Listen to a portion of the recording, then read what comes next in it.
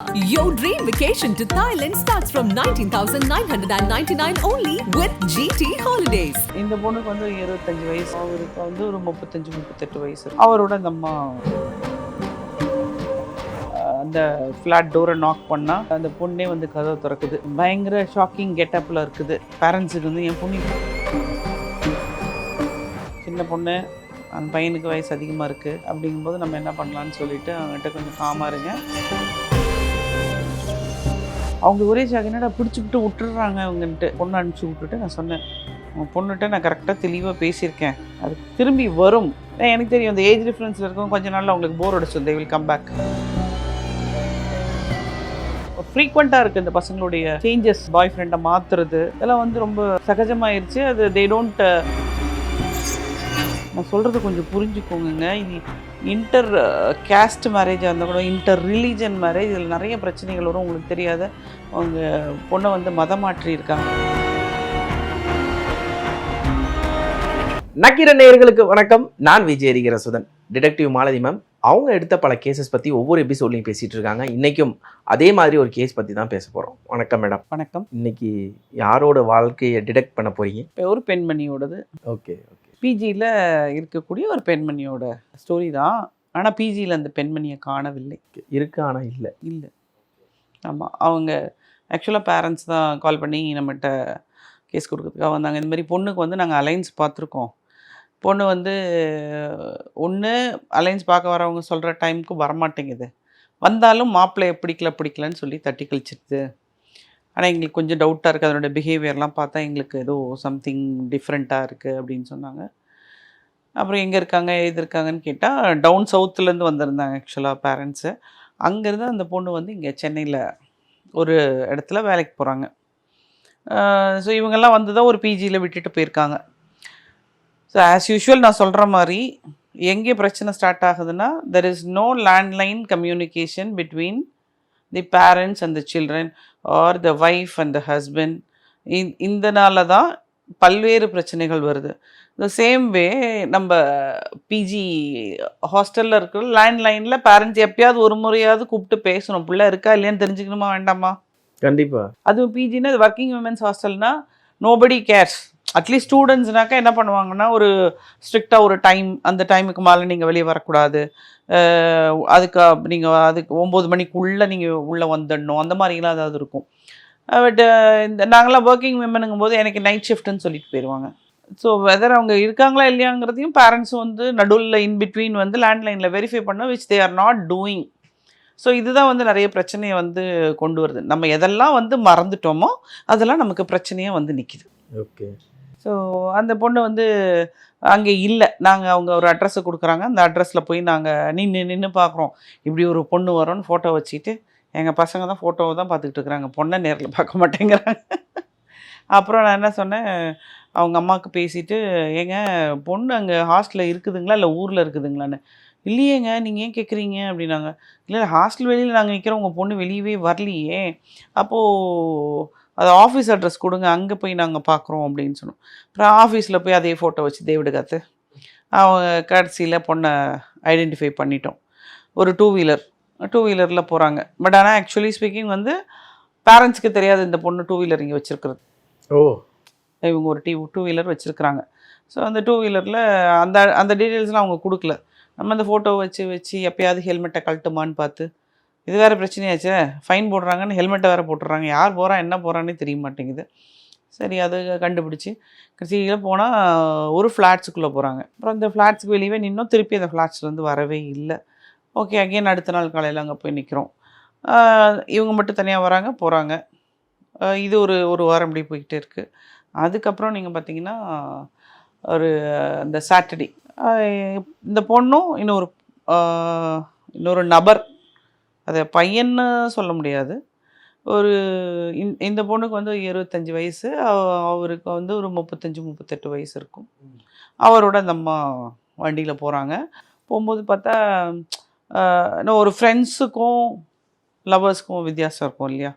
So அந்த difference எங்களுக்கு தெரியுது. ஃப்ரெண்ட் மாதிரி இல்லை, ஏஜும் வந்து ரொம்ப அதிகமான ஏஜாக இருந்தது. அப்புறம் திரும்பி 2 பேரும் நைட்டு முடிச்சுட்டு உள்ளே வந்துட்டாங்க. ஸோ நாங்கள் என்னங்கிறது விஷயத்த கண்டுபிடிச்சிட்டோம். அப்புறம் அவங்க பேரண்ட்ஸ்க்கு கூப்பிட்டு சொன்னோம், இதுதான் ரீசன், உங்கள் பொண்ணு வந்து நீங்கள் விட்டுட்டு வந்த பிஜியில் இல்லை, பட் அவங்க வந்து வேறு ஒரு இடத்துல இருக்காங்க, அந்த இடத்த நாங்கள் பார்த்துட்டோம், அட்ரஸ்லாம் எங்ககிட்ட இருக்குது, அதுக்கு மேலே எங்களால் அதில் ப்ரொசீட் பண்ண முடியாது, ஏன்னா உள்ளே போய் ஏதாவது பிரச்சனை ஆச்சுன்னு வச்சுக்கோங்களேன், we have to face the police. So அதனால் ஐ செட் நீங்கள் வந்துருங்க, நீங்கள் வந்தீங்கன்னா நாங்கள் கூட வந்து உங்களோட நாங்கள் வரோம் அப்படின்னு சொல்லிட்டு, அப்புறம் நானே போயிருந்தேன் இந்த ஒரு பர்டிகுலர் கேஸில். உள்ளே போயிட்டு நம்ம அந்த ஃப்ளாட் டோரை நாக் பண்ணால் அந்த பொண்ணே வந்து கதவை திறக்குது, பயங்கர ஷாக்கிங் கெட்டப்பில் இருக்குது. பேரண்ட்ஸுக்கு வந்து என் பொண்ணு இப்படிலாம் ட்ரெஸ் பண்ணுமா அப்படிங்கிற மாதிரி அவங்க பேரண்ட்ஸ் இப்படி இப்போ இங்கே எப்படி வந்தாங்கிறதா ஷாக்காக இருக்கும். நீங்கள் அந்த அப்படியே அந்த பொண்ணு ஆங்கிலேருந்து ஆமாம், சின்ன பையன் இல்லையா நீங்கள், அதனால இல்லை மேடம், 2 பாயிண்ட் ஆஃப் வியூ ஆடியன்ஸுக்கு கன்வே முன்னாடி அதன் அடிப்படையில் நான் சொன்னேன். அவங்களுக்கு ஒரு ஷாக்கு, அப்போ நீங்கள் சொன்ன மாதிரி அந்த பொண்ணுக்கும் ஷாக்காக இருந்திருக்கும், பட் நாங்கள் எங்கள் காரியத்தில் மட்டும்தான் கண்ணா இருந்தீங்க. ஆமாம், பார்த்தா வீடு வந்து ஒரு நல்லா இல்லை, லைக் நல்லா இல்லைன்னா சிகரெட்ஸு, தண்ணி பாட்டிலு, ஓகே ஓகே, புரியுது அதெல்லாம் கிடந்தது. என்னடா அது அப்படின்னு சொல்லிட்டு ஒரு பொறுமையாக இவங்க ஒரே டென்ஷனாகி இவங்களுக்கு பிபி ஏறி இவங்க மயக்கம் போடுற மாதிரி பேரண்ட்ஸ் ஆகி அவங்கள சமாதானப்படுத்தி உட்காருங்க பேசுவோன்னு சொல்லி, அப்புறம் அந்த பொண்ணுகிட்ட வாமான்னு சொல்லி உட்கார வச்சு, என்ன இதெல்லாம்னா நாங்கள் வந்து இது வந்து இதுக்கு பேர் ஸ்லீப் ஓவராம். ஸ்லீப் ஓவரா? என்னமோ அப்படி தான் சொல்கிறாங்க அவங்க. ஓ, அந்த ரிலேஷன்ஷிப்புக்கு பேர் ஸ்லீப் ஓவர். ஓ, இந்த அம்மா பிஜிலையும் இருப்பாங்களாம், இந்த மாதிரி இங்கேயும் இருப்பாங்களாம். ஓ ஓகே, ஸ்லீப் ஓவருக்கு இங்கே வருவாங்க. மற்ற நேரம் எப்பயாவது உங்களுக்கு போர் அடிச்சதுன்னா, இங்கே போர் அடிச்சதுன்னா இங்கே பிஜிக்கு போயிடுவாங்க. பிஜிலேயும் பணம் கட்டிக்கிட்டு இருக்கிறாங்க. அதுக்கப்புறம் தான் எங்களுக்கு தெரிஞ்சுது இந்த ஸ்லீப் ஓவர் ஒரு 2 வீக்ஸாக கண்டினியூ ஆகிட்டு இருந்திருக்குது நாங்கள் பார்க்கும்போது. அதனால அவங்க பிஜியில் அவைலபிளாக இல்லை. ஆமாம், பேரண்ட்ஸுக்கும் விஷயம் புரிஞ்சிருச்சு, என்ன பண்ணணும் அப்படி பார்த்தாங்க.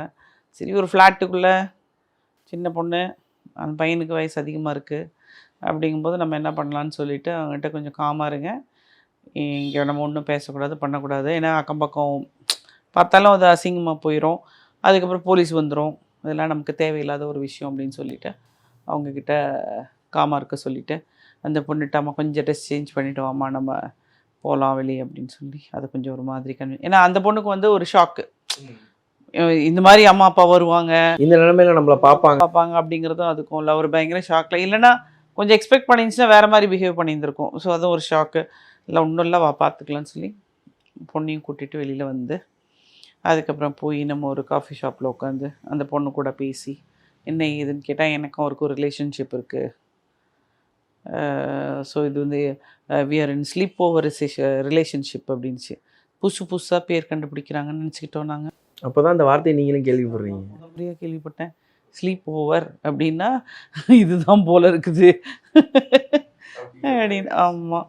ஸோ அதுக்கப்புறம் உட்காந்து பேசினா, இல்லை நான் அவரை தான் கல்யாணம் பண்ணிக்க போகிறேன். நான் என்னம்மா அவர் பார்த்தா கொஞ்சம் ஏஜ் அதிகமான மாதிரி தெரியுது. ஆமாம் அவருக்கு ஏஜ் அதிகம்தான், 10 வயசுக்கு மேலே டிஃப்ரென்ஸ் இருக்குது 2 பேருக்கும் அப்படின்ச்சு. இதெல்லாம் லாய்க் பட்டு வருமாம்மா அப்படின்னு சொல்லி மெதுவாக அப்படியே பேசணும். அவங்க அம்மா அப்பாவை தள்ளி உட்கார வச்சுட்டு உட்காந்து பேசினா, இல்லை எனக்கு பிடிச்சிருக்கு, நான் அவரோட தான் இருப்பேன். இன்றைக்கி வந்து பசங்க என்னென்னா, அந்த பொண்ணுங்களோ பசங்களோ என்னென்னா ஒரு 2-3 பேருக்கு அப்புறம் தான் வந்து ஒரு தன்னுடைய வாழ்க்கை துணையே தேர்ந்தெடுக்கக்கூடிய ஒரு கல்ச்சர் வந்து புதுசாக உருவாக்கிட்டு இருக்குது நம்முடைய சமூகத்தில். ஸோ அப்புறம் நான் என்ன சொன்னேன்னா, ஓகே இட்ஸ் ஓகே, நீ வந்து இந்த ரிலேஷன்ஷிப்பை யோசிச்சு பாரு, உனக்கு ஏதாவது பிரச்சனை, ஏதாவது ஒரு தருணத்தில் உனக்கு இதில் ஒரு மாற்று கருத்து இருந்தது, உன்னால் இதுலேருந்து வெளியே வர முடியல அப்படின்னா, we are always there to help you. உங்கள் பேரண்ட்ஸும் பாரு அங்கேருந்து வந்திருக்காங்க, அவங்களும் பெரிய ஷாக்கில் இருக்காங்க அப்படின்னு சொல்லி பொறுமையாக அதுக்கு சொல்லிவிட்டு, நீ கிளம்புறதுனா கிளம்பலாம் அப்படின்னு சொன்னேன். யோசிப்பீங்களே, பிடிச்சி கொடுக்காம கிளம்பலாமா? அதான் அந்த யோசனை ஒரு பக்கம் ஓடிக்கிட்டு இருக்கு. இன்னொரு விஷயம், நீங்கள் போனப்போ அவர் இருந்தாரா? அவர் எந்த ஒரு ரியாக்ட் பண்ணலையா? அவர் 2 பேரும் இப்படி இருந்தாங்க. நமக்கு வேணுங்கிறது பொண்ணு தானே, பொண்ணை மட்டும் நாங்கள் கூட்டிகிட்டு வந்துட்டோம், வாமா அப்படின்னா வந்துருச்சது. நான் சொன்னேன் shock, everybody was in shock.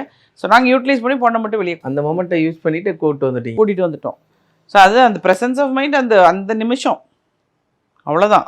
அந்த செகண்டை விட்டிங்கன்னா நம்ம கேஸ் வந்து எப்போவுமே சக்ஸஸ்ஃபுல்லாக பண்ண முடியாது. So presence of mind is more important நம்ம டிடெக்டிவ் தொழிலில். ஸோ கூட்டிகிட்டு வந்துட்டோம். அதுக்கப்புறம் அந்த பொண்ணையும் வந்து நான் அவங்க பேரண்ட்ஸ்கிட்ட சொல்லிட்டேன், நான் என்ன பண்ணாலும் நீங்கள் பேசாமல் இருக்கணும், அப்படி நான் மாத்திரம் என் கூட வாங்க அப்படின்னு சொல்லி. நீங்கள் ரியாக்ட் பண்ணிடாதீங்க. ஆமாம், அப்படின்னு சொல்லியே தான் நான் கூட்டிகிட்டு போனேன். அவங்களுக்கு ஒரே சாக என்னடா விட்டு விட்டுடுறாங்க அவங்கன்ட்டு. நான் சொன்னேன், அவங்க பொண்ணை அனுப்பிச்சி விட்டுட்டு நான் சொன்னேன், உங்கள் பொண்ணுகிட்ட நான் கரெக்டாக தெளிவாக பேசியிருக்கேன், அது திரும்பி வரும்போது அதை நம்ம இது பண்ணிக்கலாம். ஏன்னா எனக்கு தெரியும் இந்த ஏஜ் டிஃப்ரென்ஸில் இருக்கும், கொஞ்ச நாளில் அவங்களுக்கு போர் அடிச்சிடும், தே வில் கம் பேக். இப்போ நீங்கள் ஃபோர்ஸ் பண்ணி வான்னா போய் தாலி கட்டிட்டு வந்து நின்றோம். மிகப்பெரிய முடிவுல அது. ஆமாம், அதனால் அனுப்பிச்சுட்டோம். நாங்கள் நினச்ச மாதிரி ஒரு 3 months கழிச்சு வந்துச்சு. ஆனால் அதுக்கு வந்து தேங்க்ஸ் அந்த பேரண்ட்ஸுக்கு தான் நாங்கள் சொல்லணும். ஏன்னா எங்கள் மேலேயும் நம்பிக்கை வச்சு, நாங்களும் நம்பிக்கையின் அடிப்படையில் தான், அந்த பொண்ணு இல்லவே இல்லை நாங்கள் உட்காந்துருச்சுன்னு வைங்க, ஒரு ப்ரெடிக்ஷன் தானே. ஆமாம். ஸோ அந்த பொண்ணு வந்து 3 monthsல வந்துருச்சு. ஏன்னா நம்ம நிறைய பண்ணியிருக்கோம் இல்லையா. எங்களுடைய முதல் அனுபவம் வந்து நாங்கள் இதில் ஒரிசா பார்டரில் போய் ஒரு பொண்ணை கூட்டிகிட்டு வந்தோம். 18 வயசு உள்ள ஒரு பொண்ணு. எந்த வருஷம் மேடம்? This was in 1993. ஏ அப்பா. ஆமாம், அப்போல்லாம் வந்து நோ மொபைல், கம்யூனிகேஷனே இருக்காது. அப்படியே கேட்டு ஃப்ரெண்ட்ஸை கேட்டு அப்படியே ஒரு இடத்துக்குமா ஆந்திரா பார்டரு இப்படியே போய் கடைசியில் நம்ம வந்து ஒரிசாவில் அந்த பொண்ணை கூட்டிகிட்டு வந்தோம். அந்த பொண்ணு வந்து நாங்கள் போகும்போது 1 month தான், +2 முடித்த பொண்ணு.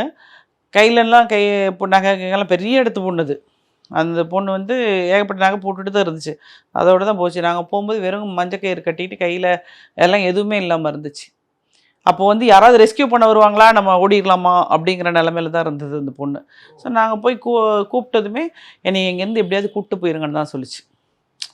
ஸோ அதனால் நமக்கு தெரியும் ஒரு சர்டன் பீரியடில் வந்து எங்களுக்கு போர் அடிச்சிருச்சுன்னா, இப்போ ரொம்ப ஃப்ரீக்வெண்ட்டாக இருக்குது இந்த பசங்களுடைய சேஞ்சஸ். பாய் ஃப்ரெண்டை மாற்றுறது இதெல்லாம் வந்து ரொம்ப சகஜமாயிருச்சு. அது they don't think it is an ஒரு க்ரைமாவோ இல்லை ஒரு இது தப்பான ஒரு விஷயமாவோ அவங்க வந்து எடுத்துக்கிறதே கிடையாது. நாங்கள் சொல்லி அனுப்பிச்சோம். அதே மாதிரி ஒரு நாள் எனக்கு அந்த பொண்ணு ஃபோன் பண்ணிச்சு, நான் வந்து ரிலேஷன்ஷிப் பிரேக் பண்ணிட்டேன் மேடம் அப்படின்ச்சு. ஏதாவது பிரச்சனை இருக்காமா? இன்னொன்று 2 பேரும் பிரேக்கப்னு சொல்லிட்டு 2 பேரும் பிரிஞ்சிட்டோம் அப்படின்னு. ரீசன் என்ன சொன்னாங்களா? ஏன்னா அந்த ஒரு ரீசன் இன்றைக்கெல்லாம் அப்படி தானே நடக்குது. எங்களுக்கு வந்து இது ரொம்ப கஷ்டம். எங்களுக்கு வந்து எங்களுக்கே இது புதுமையாக இருக்குது. ஏன்னா நாங்கள் அன்றைக்கி பார்க்கும்போது அழுது ஆர்ப்பாட்டம் பண்ணி என்னை சேர்த்து வைங்கன்னு சொல்லி அழுகிற பிள்ளைங்கள தான் நான் பார்த்துருக்கேன். இன்றைக்கெல்லாம் பிரேக்கப்புன்னு சொல்கிறது ரொம்ப ஈஸியாக சகஜமாக சொல்லிட்டு அடுத்ததுக்கு போய்கிட்டே இருக்கிறாங்க. So just we don't like, that's all, அவ்வளோதான். ஃபாஸ்ட் ஃபுட் மாதிரி ஆயிடுச்சு. ஆமாம், டக்குன்னு. இப்போ அவங்க பேரண்ட்ஸ் என்ன சொன்னாங்க மேடம்? ஏன்னா இவ்வளோ நாள் காத்திருந்தது அப்படிங்கிறது ரொம்ப பெரிய விஷயம் தான். ஆமாம், இவ்வளோ விஷயங்கள் தெரிஞ்சதுக்கப்புறம் அவங்க அமைதியாக பொறுமையாக இருக்கிறது பெரிய. ஆக்சுவலாக பார்த்தீங்கன்னா ஒரு சிலர் வந்து ஒரு சில விஷயங்களை நல்லா புரிஞ்சுக்குவாங்க. ஒரு சில பேரண்ட்ஸ் இதே வந்து நான் 15 days முன்னாடி ஒரு கேஸ் ஹேண்டில் பண்ணேன். அது எனக்கு தெரிஞ்ச கான்டாக்ட் மூலமாக வந்த கேஸ் தான். மேடம் உங்களுக்கு பண்ணி தருவாங்க அப்படின்னு சொல்லிட்டு தான். அவங்க பொண்ணு வந்து இன்டர் ரிலீஜன் மேரேஜ். அவங்க என்ன சொல்கிறாங்கன்னா, இப்போவே என் பொண்ணு இருக்க வீட்டை நீங்கள் பார்த்துடணும், அந்த பையன் எப்படி வசதியாக வச்சுருக்கானான்னு பார்க்கணும். நான் சொல்கிறேன், அம்மா இது ஒரு மதம், உங்கள் பொண்ணையே மதம் மாற்றி செஞ்சுருக்காங்க, நம்ம இப்போ போகக்கூடாதுன்னா அவங்க இல்லை எனக்கு இப்போ தெரியணுன்ற. நான் சொல்கிறேன், அம்மா எனக்கு தெரியும், நம்ம இப்போ போகக்கூடாது, பேசாமல் இருங்க, ஒரு தருணம் வரும், நானே உங்களை கூப்பிட்டு சொல்கிறேன். உங்கள் பொண்ணு சரின்னு 1 வாரம் இருப்பாங்க. 1 வாரம் இல்லை, ஃபஸ்ட்டு வந்து ஈவினிங் காலையில் கால் பண்ணவங்க ஈவினிங். நான் ரொம்ப இதுவாக சொன்னேன், நான் என்னங்க சொன்னேன், உங்களை 1 வாரம் வெயிட் பண்ணுங்க, ஈவினிங் கால் பண்ண. இல்லைங்க எப்படி இருக்குன்னு மட்டும் பார்த்துட்டு வந்துடுங்க. நான் சொல்கிறது கொஞ்சம் புரிஞ்சுக்கோங்க. இது இன்டர் கேஸ்ட் மேரேஜாக இருந்தால் கூட இன்டர் ரிலீஜன் மேரேஜ், இதில் நிறைய பிரச்சனைகள் வரும். உங்களுக்கு தெரியாத அவங்க பொண்ணை வந்து மதம் மாற்றி இருக்காங்க, கொஞ்சம் பொறுமையாக இருங்க. உங்கள் பொண்ணு நல்லா அவங்களும் ஆக்சுவலாக பிரிக்கிற இன்டென்ஷன் இல்லை. இப்போல்லாம் வந்து எவ்ரிபடி இஸ் வெரி ஃப்ராங்க், எங்களுக்கு பிரிக்கிறதெல்லாம் இன்டென்ஷன் இல்லை, என் பொண்ணு நல்லா இருக்கா. ஏன்னா எல்லாத்தையும் பார்த்து வளர்க்குறாங்கல்ல, அவங்களால வந்து அதை சகிச்சிக்க முடியாது. என் பொண்ணு நல்லா இருந்தால் போதும், அவ்வளோதான். So it's very common. அதாவது நீங்கள் வந்து மோஸ்ட் ஆஃப் த மேரேஜஸ் வந்து 70% வந்து லவ் மேரேஜ் தான். இப்போ லவ் கம் அரேஞ்ச்டு மேரேஜ். இப்போல்லாம் பிள்ளைங்களெல்லாம் எதையும் விட்டுட்டெல்லாம் போகிறது கிடையாது, வீட்டில் உட்காந்து சாதிச்சு கல்யாணம் பண்ணிக்கிறாங்க. அதுதான் இன்னையோட ஸ்டேட்டஸ். ஸோ அதனால் பிள்ளைங்க வந்து தெளிவாக இருக்கிறாங்க. மொத்தத்தில் வந்து இந்த பேரண்ட்ஸை பொறுமையாக வெயிட் பண்ணாங்க. அந்த பேரண்ட்ஸை பொறுமையாக இருக்க வைக்கிறதுக்கு அந்த இன்டர் ரிலீஜன் மேரேஜில் நான் வந்து இப்போ ஆக்சுவலாக நான் இன்றைக்கி தான் நினச்சேன், அப்பா பரவாயில்லடா இவ்வளோ நாள் என்னை கூப்பிடலன்னு நினச்சேன், இன்றைக்கி எதே கூப்பிட்டுருவாங்களான்னு தெரியல. Wait and C. ஸோ அப்படியும் இருக்காங்க, இப்படியும் இருக்காங்க. ஒரு சிலர் வந்து எப்படின்னா தே ட்ரஸ்ட் யூ, உங்களுக்கு இந்த ஃபீல்டில் அனுபவம் இருக்குது, நீங்கள் என்ன சொல்கிறீங்களோ கேட்குறேன்னு வர்றவங்க இருக்காங்க. ஒரு சிலர் வந்து அதை எப்படி நீங்கள் சொல்கிறது கரெக்டாக இருக்க முடியும் அப்படின்வாங்க. ஸோ அது எல்லாமே ப்ராபபிலிட்டி தான். நம்ம வந்து அந்த அவங்கள பார்க்குறதுனோட இதில் நம்மளை எக்ஸ்பீரியன்ஸில் நம்ம சொல்லுவோம் இது நடக்கும் அப்படின்னு சொல்லிட்டு. அது வந்து கண்டிப்பாக முக்கால்வாசி சக்ஸஸ்ஃபுல்லாக நடந்துருது நமக்கு. ஓகே மேடம், சக்ஸஸ்ஃபுல்லாக வீட்டுக்கு கொண்டு வந்துட்டீங்க அந்த பொண்ணை. நன்றி. நன்றி, வணக்கம். 6 முதலமைச்சர்களுடனான அனுபவம் பகிர்கிறார் டைரக்டர் ரைட்டர் VC குகநாதன். உங்கள் நக்கீரன் இதழில் சினிமா கொட்டகை புதிய தொடர் வாங்கி படியுங்கள். நக்கீரன் டிவிக்கு சப்ஸ்கிரைப் செய்யுங்கள். உங்கள் ஆதரவே எங்கள் பலம். ஆசிரியர்களுக்கு நண்பனாகவும் மாணவர்களுக்கு ஆசானாகவும் திகழும் தேர்வு வழிகாட்டி. ஒவ்வொரு பாடத்திற்கும் அனுபவமிக்க ஆசிரியர்களின் துல்லியமான தெளிவான விடைகள். CNC இருக்கு, தேர்வு பயம் எதற்கு? இது தீரன் பப்ளிஷிங் ஹவுஸ் விற்பனை வெளியீடு.